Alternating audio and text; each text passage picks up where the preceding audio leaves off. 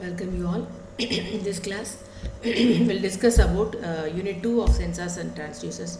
The subject code is OAN551. That is motion, proximity, and ranging sensors. So motion means so it detects the movement of people. It detects the any movement of objects or people like that. So it detects any movement or object. Sensor, as you have seen in the previous class, it's a sensor converts any physical parameter into electrical signals. So proximity means it detects nearby object. Ranging means it measures the distance of an object, distance finding. So these are the three things which we are going to see in this class. First, we'll discuss about resistance based sensors. So this is the potentiometer sensor. So it has the diagram of, it can be two types. Either it can detect linear motion or it can detect angular motion of an object. So two types of potentiometer are there, rotary type. So this diagram shows the rotary types potentiometer. Okay. So here the resistive strip is there, wiper is there, coil, spring or cable. So here the object is connected. Object moves the potentiometer. So this diagram shows the rotary potentiometer. It works the principles of conversion of mechanical displacement into electrical displacement. It has a resistive element and a sliding contact. Slider means movable electric contact. The object whose displacement is to be measured is connected to the slider by using a rotating shaft for angular displacement or a moving rod for linear displacement.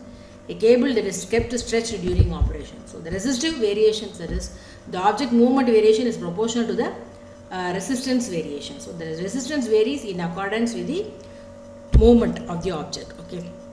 Say for example, so this shows the potentiometer as a circuit diagram. So this is the voltage source. So V0 equal to Vs into Ra by Ra plus Rb. So this is applying voltage division formula. So this voltage division formula, it is proportional to La by La plus Lb. So that is what we have written here. Va equal to Vs into Ra by Ra plus Rb, which is again proportional to Vs into La by La plus Lb. So in this way we are measuring the movement an object moves. So that is called the, then applications, these are the applications. Strain gauge is another resistance based measurement. So here it consists of foil, and strain is an element. Strain an element is the ratio of change in length in direction to the applied load to the original length of the element. So del R by R, here again the resistance changes. Del R by R is proportional to epsilon. Del R by R equal to G into epsilon, where G is called the gauge factor. The value of G lies between 2 and 4. Okay. So resistance foil measurements, so made up of an alloy. So the change in resistance can be detected by the Wheatstone bridge. So this is the Wheatstone bridge, measures the change in resistance. So the unknown resistance can be measured. So the object movement, or it can be used as an indirect sensor. So any force or weight can be measured using this strain gauge. And these are the applications of strain gauge sensor. And so coming to the type of detectors for occupancy and motion sensing. So air pressure sensor, capacitive sensors, acoustic, photoelectric, pressure mat switches, stress detectors, switch sensor, magnetic switches, vibration detectors. So if there is any vibration, if there are people exist, then there will be some vibration. So based on that vibration, we can measure we can detect the motion. Okay, so these are glass breakage detectors, video face recognition system. These are the motion detectors. Coming to the optical encoder. Next, optical encoder is also an distance measurement sensor. So here there are two types: incremental encoders, which detects changes in rotation from some datum position; absolute encoders, which give the actual angular position. So there are two types: incremental encoders and absolute encoders. So here a beam of light, look at the figure, a beam of light passes through the slots in a disc and is detected by a suitable light sensor. So here in the left a beam of light, so it is produced by an LED, and in the right it is received by an LED, it is received by a light receiver. So this is a light sensor. Okay, so that is the working principle. So a beam of light passes through the slots in the disc and is detected by a suitable light sensor. But the disc is rotated, a pulsed output is produced by the sensor with the number of pulses proportional to the angle through which disc rotates. So the number of pulses produced is proportional to the angle through which the disc rotates. So this is the principle of optical encoder. The concentric tracks with 3 sensors are used. So here concentric tracks are used. The inner track has just one pole and the other two tracks have a series of equally spaced holes. The holes in the middle track offset from the holes in the outer track by 1/2 the width of the hole. This offset enables the direction of rotation to be determined. So if you want to know the direction left or right, so and clockwise or anti-clockwise, then the offset in the enables the direction of rotation to be determined. Okay, in clockwise direction, the pulses in the outer track lead the inner. In anti-clockwise direction, they lag. The resolution for this optical encoder is given by 360 degree by 60 equal to 6 degree. In the case of this 3-bit absolute encoder, so here this is 3-bit absolute encoder. Here the resolution is 360 by 2 power n. Suppose we have 10 tracks, then 360 by 1024 equal to 0.35 degree. So this is the 3-bit absolute encoder. Next, coming to, so optical encoder is one type of displacement measurements. And coming to the synchros, it measures angle. It is the synchros, resolvers, and LVDT all based on induction-based principles.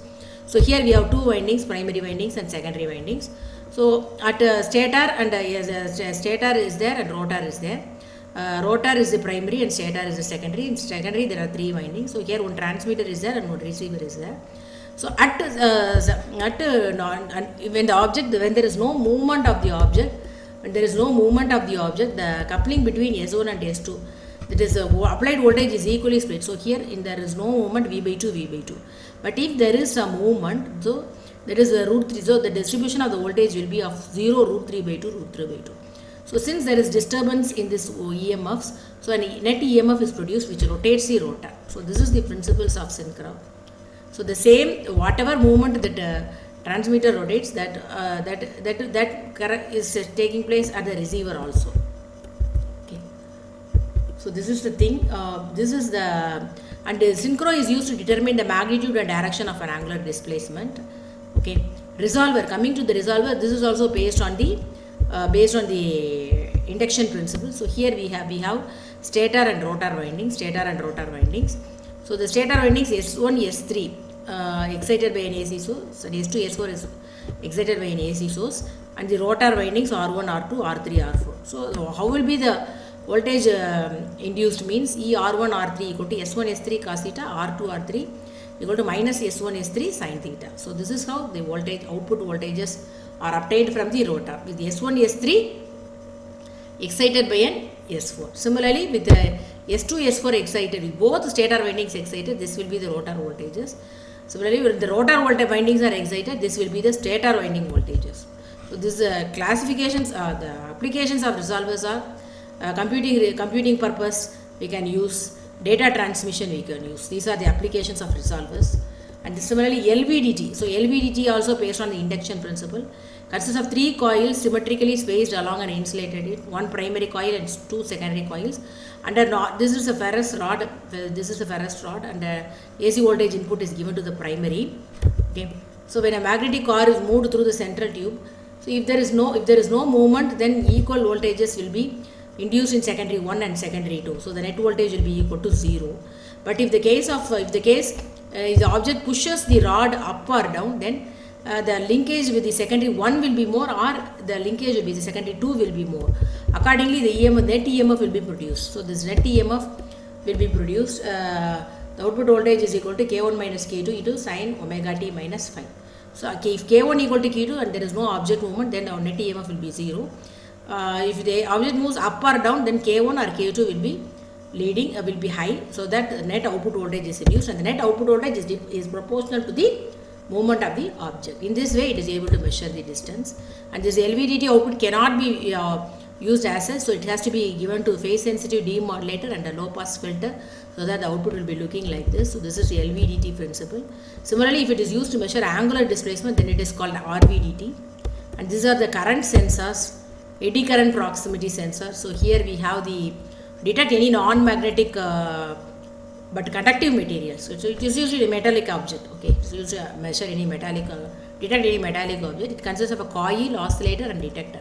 So if some object is present, and due to this coil, there will be some magnetic field. Those magnetic field will produce eddy current in the object, the metallic object. This eddy current will again produce a magnetic field, so which opposes the original magnetic field which produces it. So that will be an EMF produced. So that in that way, by producing the voltage, we can measure the presence of the object or inside object or not. So that is called eddy current proximity sensor.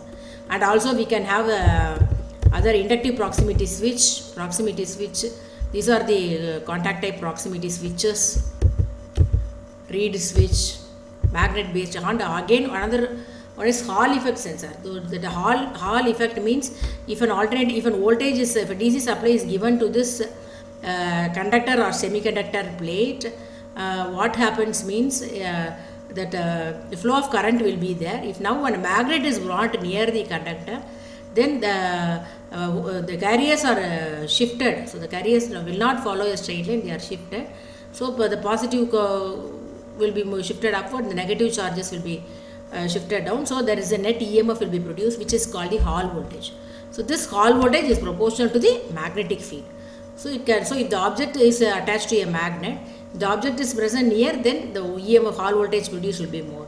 The object is further away from the metal plate, then reduced voltage will be produced. So this is a principle of Hall effect sensor. This we have given here. Then coming to the Bluetooth technology, other long range sensors we can use Bluetooth technology. So Bluetooth technology, we have two types of topologies called piconet and scatternet. Piconet is a small thing. Piconet consists of small. It replaces the wired devices. Wired connections are replaced in Bluetooth with wireless. But here scatternet is a small network, whereas piconet is a small network, whereas scatternet is a large network, somewhat large network. And these are the layers of the Bluetooth architecture. That is RF baseband, then RF layer, baseband layer, then layer 3 is link manager protocol, host controller interface, logical link control and adaptation protocol, radio frequency communication, service discovery protocol, and each layer will have its own applications. Okay, so say for example, radio frequency communication layer application is act as communication endpoints such as computers or printers. Okay, so it has to distinguish between these two kinds of devices. Say for example, link control and adaptation protocol, link layer protocol, link manager protocol. It establishes the links. It establishes the links, monitoring their health and terminating upon them failure. So each layer has its own applications. This is about the Bluetooth architecture, and this diagram shows the Bluetooth sensor module. And ultrasonic, coming to the ultrasonic transmitter, it transmits the ultrasonic waves and when reflected by the object, and the ultrasonic waves are reduced. So the distance between the object and the ultrasonic transmitter can be calculated by using the formula velocity equal to distance traveled by time. Okay, so this is how we can use ultra. And beacons, coming to the beacons, they are also small devices which continuously broadcast a signal, so which can be sensed by any RF receiver. So this is this RF beacons are, say for example, in a shop the RF beacons are being kept at various entry points. So this RF beacons will, whenever the consumer enters the shop, it greeted as they enter the shop, and it gives details about the latest stock price, like that. So this is about the beacons. Beacon navigation systems are there, where a robot can use the several beacons to navigate itself. Similarly, reflective beacons are there. Thank you.